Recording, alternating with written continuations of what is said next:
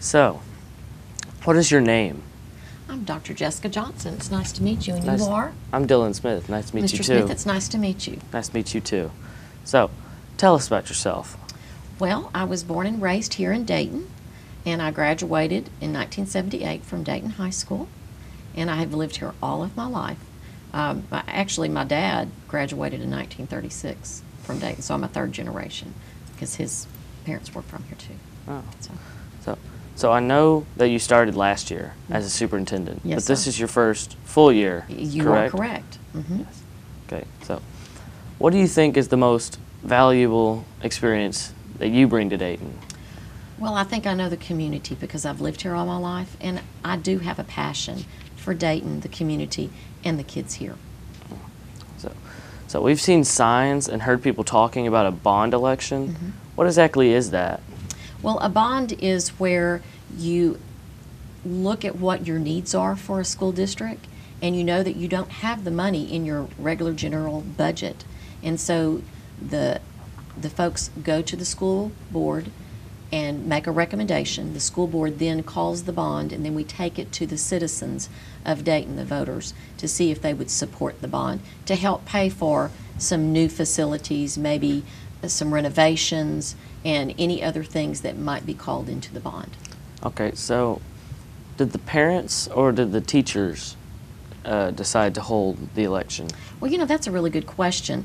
We actually started in January, and we had what we called a Community Advisory Committee, CAC. CAC.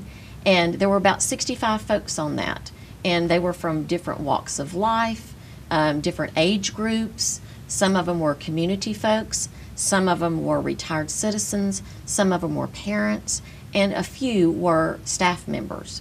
And so we met on a monthly basis, and we looked at the safety and security of our schools. We looked at the aging facilities, what our needs are. We looked at new requirements by the state, for example, House Bill 5, and what is it required that we must offer for our kiddos. And then we looked at some of things that for all the programs. The really nice thing is everything that's in this bond, every child at every grade level in every program will be impacted.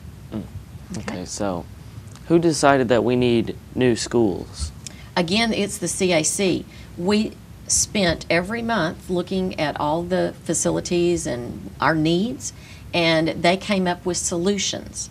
And then in July, the CAC took their solutions to the school board, and they looked at what we were asking for, and in August, the 1st of August, the school board called the election, okay?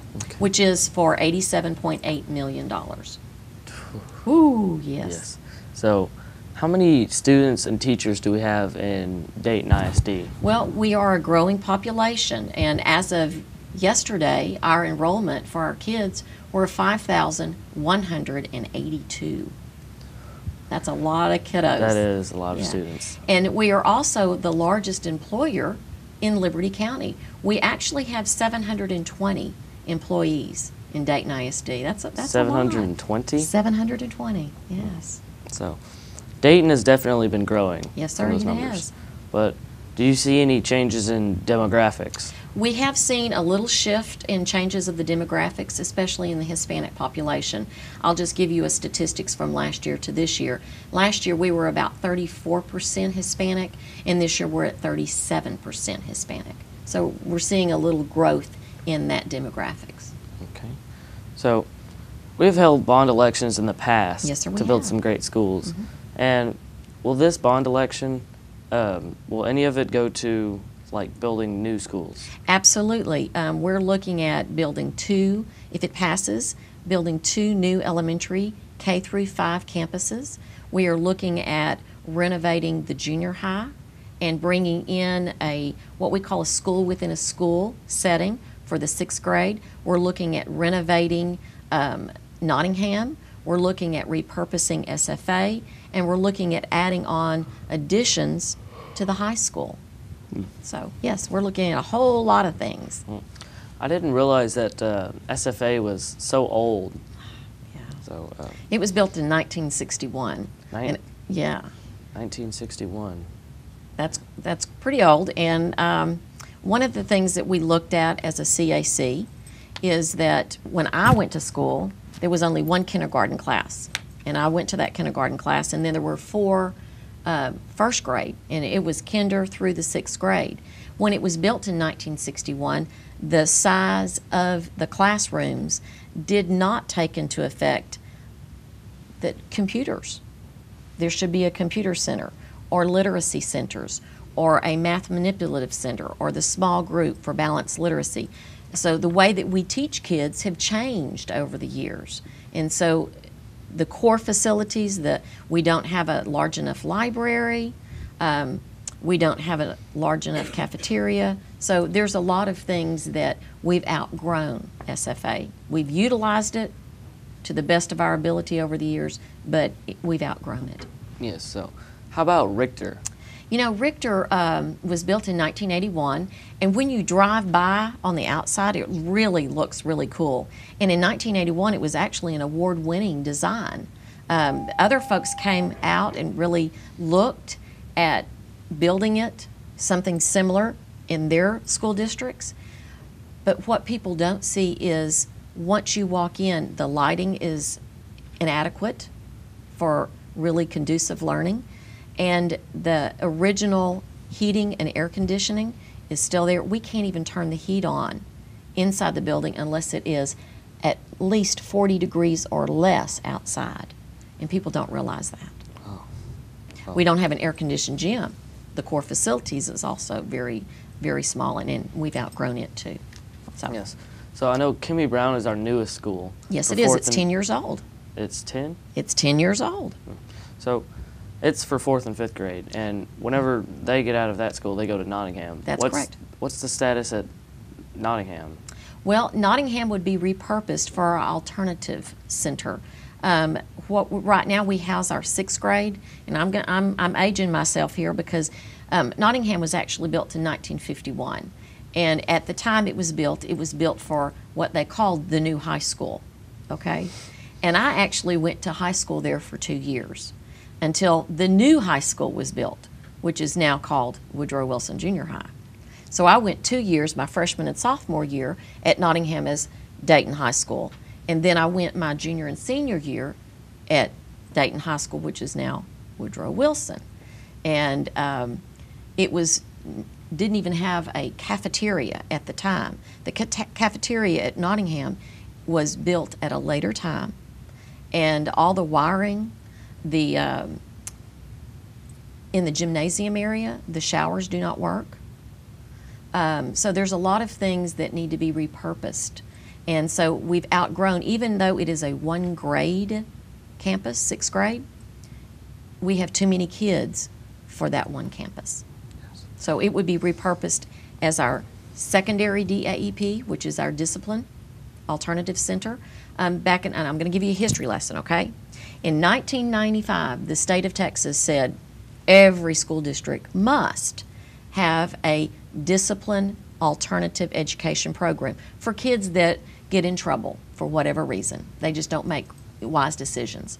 And so we, Dayton ISD, back in 1995, came together with Liberty County school districts, with Hardin, and some chamber school districts, and formed a consortium. And we housed all of our kiddos to one facility over in Liberty. And it's over there on the bypass by Walmart. 2 years ago, Dayton ISD pulled out of the secondary DAEP, and we house it at the Woodrow Wilson Junior High in the old 6th grade building, okay? But we still house our elementary DAEP. So those 2 programs would be repurposed at Nottingham, along with what we used to call the night school at the high school. We had to rename it because they didn't go at night. They went from 12 until 4. So we have renamed that as the academic alternative education.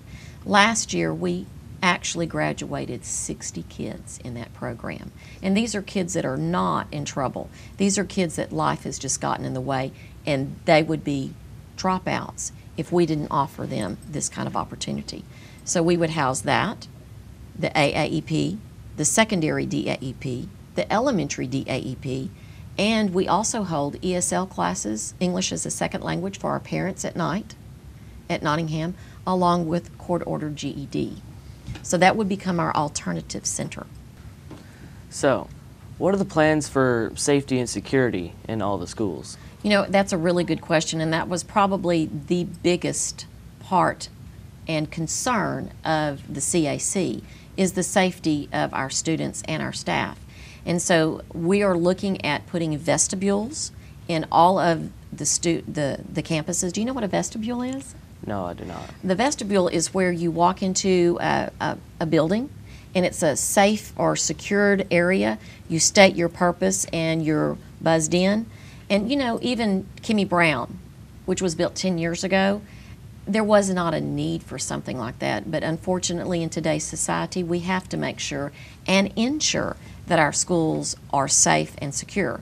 So not only would we look at vestibules on all of our campuses, we would go back in and look at communication systems, outside lighting, exterior doors, and interior doors. So we would have some monies rolled up in the bond for safe and security of schools. Yes, and addresses the issues at the elementary schools, but how would the safety area at the Nottingham be? Same way. We would be looking at vestibules, looking at communication systems, looking at exterior lighting, all of the same things in all of the campuses, whether they were being built new or whether we're repurposing them. Okay. So, from the bond referendum, will we see any improvements to the high school? Yes. Before I get to the high school, can I go back to the junior high? Yeah. Because I told you I was going to talk about a school within a school. Oh, yes. Let me tell you about exactly what's going to happen at the junior high. Okay, now take a virtual walk with me. Okay. And I bet you hadn't even though you're here at the junior high, I bet you haven't been where I'm fixing to ask you to take a virtual walk. As you walk into the junior high, there's the big commons area, and to the right of that is the kitchen area. That's the big cafeteria. That's where everybody comes in, and that's where they eat, right? Yes. And to the left of the kitchen is the boys' bathroom and the 200 hallway with classrooms. Did you know that behind the 200 hallway is what used to be our old ag classes? It is not air conditioned. We used to roll up like garage doors, and that was our air condition. And that's where we had our ag shop back there. Right now, we utilize it as a storage unit, but you have to be careful what you store because it's not climate controlled. Yeah. Okay, so that big space, we would repurpose that as a 6th grade cafeteria. 7th and 8th grade would still be having their lunches and meeting areas and gathering, before school, after school, in the commons area. But the 6th grade would have their own cafeteria. We would also add 30 classrooms for the 6th grade use only.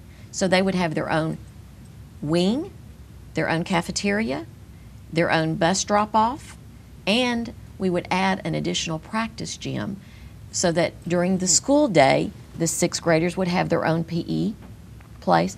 But we could utilize that practice gym after school, because I know if anybody's in athletics, and I used to be an athletic coach here at the junior high years ago, you have, in basketball season, you got 4 basketball teams and 4 girls basketball teams. And depending on if you're going to have practice early or late, this would also, with this additional practice gym, be able to utilize more practice space for our kids, and we would open it up for community use after hours and on weekends. So junior high would be getting quite a bit.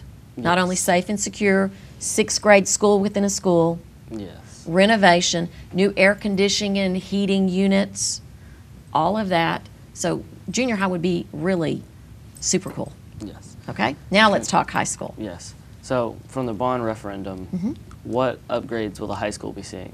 Okay, so our biggest concern on high school is we want our kids to have the exact same opportunities that other school district students have. House Bill 5, which was passed, we are actually adding, this is so exciting, we're adding this past year forensic science at the high school. Robotics, even though you have robotics here at the junior high, we've extended it up to the high school. We have medical microbiology, but we need extra classrooms. So the first thing that we would add on is 8 additional classrooms and additional 4 science labs. Okay, so we would get that. The other thing that we would do at the high school is we would expand the locker room facilities, both in boys and girls, and add a practice gym there. Because not only do we add things for House Bill 5, this is so exciting. If you've been anywhere to the football game or to convocation, we showed off our new ROTC program, which is busting at the seams. It's brand new. It was 10 years in the work. I wished I could say I brought it on, but I didn't. I just happened to be here when we actually implemented it. Very, very neat, very great program. They need a place to also practice, as does our dance dazzlers, as does our winter guard. So with the expansion of those locker rooms facilities and another facility for practice, that would be expanded. But I'm not going to stop there. Not finished yet. Guess what else? What? We would get 6 lighted tennis courts. Now, I don't know if you know anything about our tennis program, but at the high school, when we want to practice, there's not a tennis court 1 in Dayton. So we pile our kids up on a bus, and we send them down to Eagle Point, and we practice every day with our competitors. We're a 5A school district. So we would get 6 new lighted tennis courts. That's so very exciting. And they would also be open for the community to use. I'm not finished. Guess what else we would get? We would get a UIL compliant auditorium. And I know people say, well, wait a minute, we have an auditorium at Nottingham, and we utilize it. We had our convocation there kicked off with our 720 employees in August. We would still utilize it, but it's not UIL compliant. What we have to do at Nottingham, at junior high, and at high school, when we get close to UIL contest time, we pile our kids up, we put them on a bus, and we travel to Holiday Zeta because they have a UIL compliant auditorium that we practice in. So again, this would give our kids, our fine arts program, build that program, very, very excited about that. Okay, so what are the next steps? Can I add one more thing? Yes. I'm not finished yet. See, it's amazing. I know I said it's $87.8 million, but we're getting a whole lot of stuff. We would also cover the rodeo arena, the actual rodeo arena and the bleachers, that we could utilize it in a multi-facility use. And SFA would be repurposed as a support center where our transportation, our food service, all of those support services would be housed in one place. Huh. Okay? Yes. So now, what are the next steps? Educate, educate, educate. That's exactly, and I appreciate you having me here. And the junior high audio, video class, I really appreciate you giving me the opportunity to come and sit and kind of talk to y'all, because I want to get the word out. I don't want rumors out there. I want people to know it is a big bond. It's huge. We've never passed one this big. But you know what? Our kids are worth it. Our kids are worth it. So, the big question that I hear my parents asking is, how much will this cost them? Absolutely. There's 2 things that, the saying says, you don't mess with my kids and you don't mess with my money. Well, everybody wants to know how much is it going to cost.